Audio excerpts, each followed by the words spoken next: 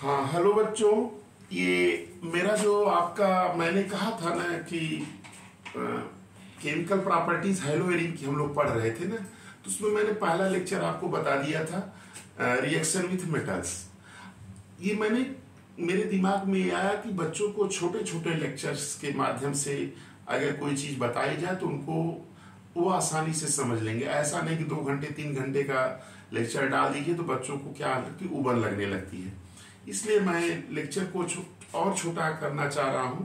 तो मैंने कहा था कि इसके पहले लेक्चर मैंने कहा था कि 2 वीडियो लेक्चर के माध्यम से मैं इसको एक और बढ़ा दे रहा हूँ, 3 लेक्चर्स आप समझ लीजिएगा।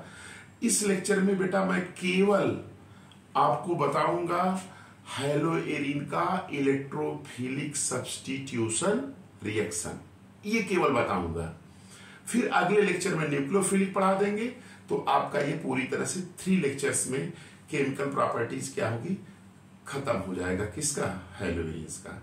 ठीक है, तो बेटा ध्यान से देखिए, समझ में 100% आएगा। ठीक है, तो देख लीजिएगा, हम आपको पढ़ाने जा रहे हैं। दूसरी प्रॉपर्टीज की है हेलोएरिन की इलेक्ट्रोफिलिक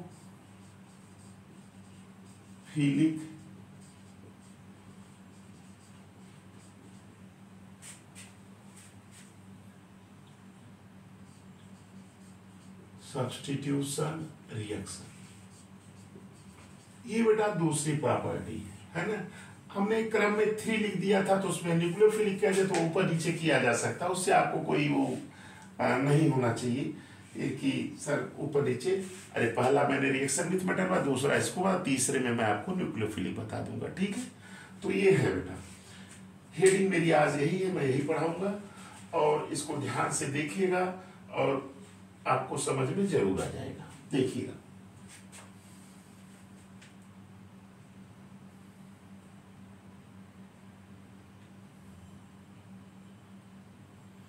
चलो बेटा देखिए, अब इसको समझने से पहले बेटा मैं एक कंसेप्ट आपको बता दे रहा हूं, जिससे कि आपको रिएक्शन लर्न करने की कोई जरूरत ही नहीं होगी।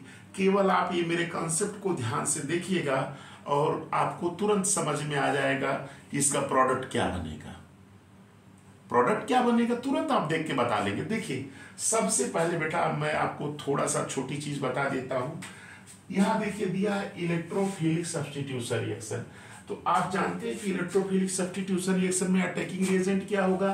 देखिए मैं लिख दे रहा हूं, अटैकिंग रिएजेंट क्या होगा, E+, जिसको कि हम क्या कहते हैं, इलेक्ट्रोफाइल। क्या कहते हैं? इलेक्ट्रोफाइल। और इलेक्ट्रोफाइल को क्या होता है, ये देखिएगा, नीड ऑफ इलेक्ट्रॉन। ये वहां अटैक करता है जहां इलेक्ट्रॉन डेंसिटी क्या होती है बेटा, हाई होती है। याद रखिएगा ये चीज है, ये दिमाग में आप बैठा लीजिए। अब देखिए, मैं आपको थोड़ी सी जानकारी दे देना चाहता हूं कि इलेक्ट्रोफिलिक सब्स्टिट्यूशन के प्रोडक्ट क्या बनेंगे, आप देख करके तुरंत बता देंगे। देखिए कैसे। सबसे पहले ये देखिए, ये आपका क्या है, हेलोएरिन। मैं एक एग्जांपल के माध्यम से बता रहा हूं। देखिए देखिए बेटा, ये है। अब इसमें क्या होता है कि ये पूरा इलेक्ट्रिक इधर सब्स्टिट्यूट होगा तो ये इधर बनेगा, तो इसका एक रिजोनेटिंग स्ट्रक्चर क्या बन जाएगा, ये है ना। तो ये आपका ये डबल बॉन्ड ये प्लस हो गया, ये यहाँ पे आपका हो जाएगा। अब देखिए इसका दूसरा रिजोनेटिंग स्ट्रक्चर, अगर इसको इधर करेंगे तो ये वाला इधर सब्स्टिट्यूट हो जाएगा। इसका क्या बनेगा, ये बन जाएगा। देखिए ये Cl प्लस और ये आपका यहाँ डबल बॉन्ड यहाँ है। फिर इसका बेटा बनाएंगे दूसरा, तो आपका जो है ये इधर अगर सब्स्टिट्यूट करते हैं तो ये आपका इधर आ जाएगा, तो इसका जो बनेगा ये बन जाएगा ये ऐसे, यहाँ पे डबल बॉन्ड, ये चीज हो गई। अब बेटा एक चीज आपको दिख रही है, ये क्या है आपकी, ये आपके रिजोनेटिंग स्ट्रक्चर है, रिजोनेटिंग स्ट्रक्चर। इस स्ट्रक्चर में देखिए, इस पोजीशन को आर्थो बोलते हैं, ये मेटा बोला जाता है, ये पैरा, ये आर्थो और ये मेटा। देख रहे हैं। तो अब यहाँ देखिए निगेटिव कहाँ है, आर्थो पे है। यहाँ देखिए निगेटिव कहाँ है, पैरा पे है। यहाँ देखिए क्या है, आर्थो पे। तो अब इसमें देखो बेटा क्या लिखेंगे, from resonating structure it is clear that electron density is maximum at ortho and para position ortho position पे निगेटिव है और पैरा पे, हेंस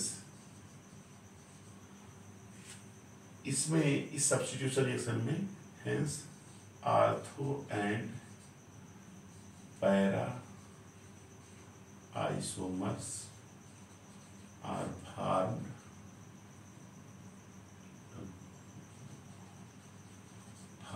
इन इलेक्ट्रोफिलिक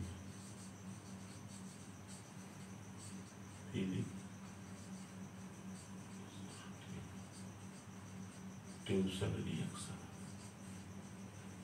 याद रखिएगा, ये इसको रिजोनेटिंग स्ट्रक्चर देखने पे निगेटिव कहाँ है, आर्थो पे, पैरा पे, फिर आर्थो पे। तो चूंकि इलेक्ट्रॉन डेंसिटी आर्थो पैरा पे जाता है, इसलिए आर्थो और पैरा आइसोमर्स बनेगी। बस कुछ करना नहीं है, देख लीजिए कैसे लगेगा। अब देखिएगा, जैसे ये हो गया, नोट कर लिए, फिर इतना नोट कर लिए। अब देखिएगा,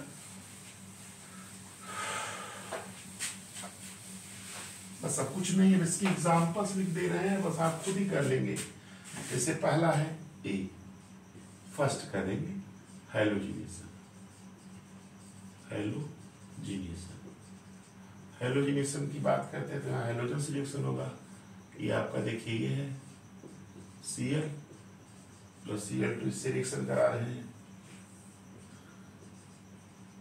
एनहाइड्रस या Cl3 के प्रेजेंस में, इससे करा रहे। बस कुछ करना नहीं है बेटा, बस यहाँ एक Cl जोड़िए, एक आर्थो पे ले जाके जोड़ दीजिएगा, और दूसरा कहाँ जोड़िएगा, ये Cl और यहाँ पैरा, आर्थो पैरा पे जोड़ना, कुछ है नहीं, हैलोजिनेशन हो गया।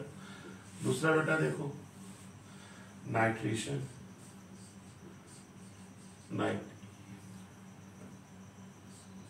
नाइट्रेशन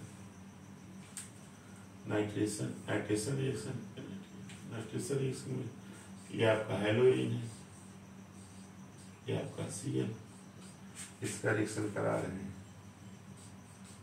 HNO3 एस्टोसल्फर के प्रेजेंस में, कंसंट्रेटेड एस्टोसल्फर के प्रेजेंस में।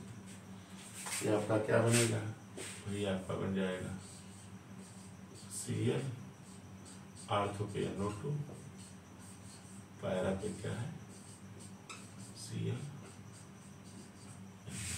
है ना, ये बन जाएगा। आर्थो पैरा पे देखिए जोड़ रहा, कुछ है नहीं बस।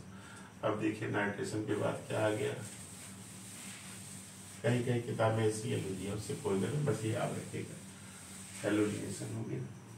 फिर देखो बेटा सल्फोनेशन, तीसरा, अब कुछ करना नहीं है, सल्फोनेशन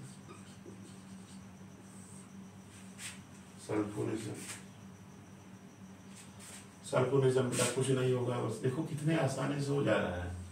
ये देखो Cl, इसका कराने सल्फोनेशन एस्टोसल्फर, कंसंट्रेटेड एस्टोसल्फर है कि नहीं, इससे रिएक्शन कराने कुछ है नहीं, बस बेटा क्या करना है, यहाँ पे देखिए ये Cl SO3H आर्थो पे, Cl SO3H है ना, आर्थो पैरा आइसोमर देखिए बनता जा रहा है, कुछ है थोड़ी। अगला देखिए, नोट कर ली, चलिए सल्फोनेशन भी हो गया। फिर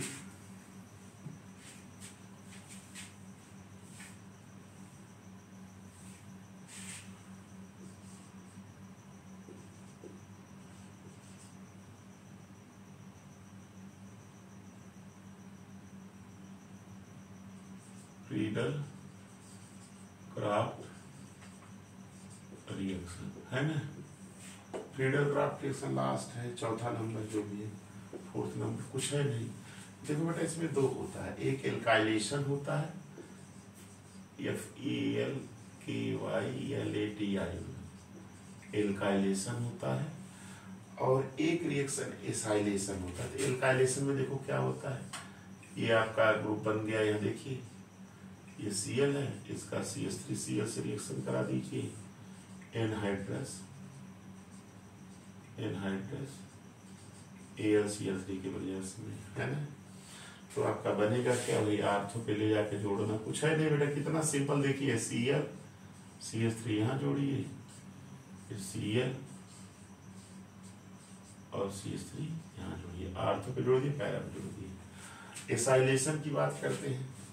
अगर एसाइलेशन हम कराएंगे तो एसाइलेशन में क्या होगा, यहाँ पे फ्रीडल क्राफ्ट एसाइलेशन रिएक्शन, यहाँ पे बेटा देखो ये आपका Cl रहेगा, एसाइलेशन बस केवल CH3COCl हो जाएगा, और वही AlCl3 के वजह से एनहाइड्रस AlCl3 एनहाइड्रस नेचुरल होता है, वाटर नहीं रहेगा, मॉइस्चर नहीं रहेगा। तो आप ऐसा कराएंगे, ये देखिए Cl और COCH3 ये बन जाएगा, आर्थो पे ले जाके जोड़ना है, फिर यहाँ पे क्या ले जाके जोड़ दिए, Cl और COCH3, ये पैरा पे ले जाके जोड़ दीजिएगा। तो इस तरह से ये आपका बेटा इलेक्ट्रोफिलिक सब्स्टिट्यूशन रिएक्शन क्या हुआ, ये भी आपका कंप्लीट हुआ। और ये मेरा जो है केमिकल प्रॉपर्टीज जो थी उसका सेकेंड वीडियो लेक्चर है, और इसके बाद एक अगला वीडियो लेक्चर हम डालेंगे, और उसमें केवल हम स्टडी करेंगे न्यूक्लियोफिलिक सब्स्टिट्यूशन रिएक्शन ऑफ हेलोवेरिन। तो ये देखिएगा और आपको समझ में जरूर आएगा। आज के लिए बस इतना ही, थैंक्स।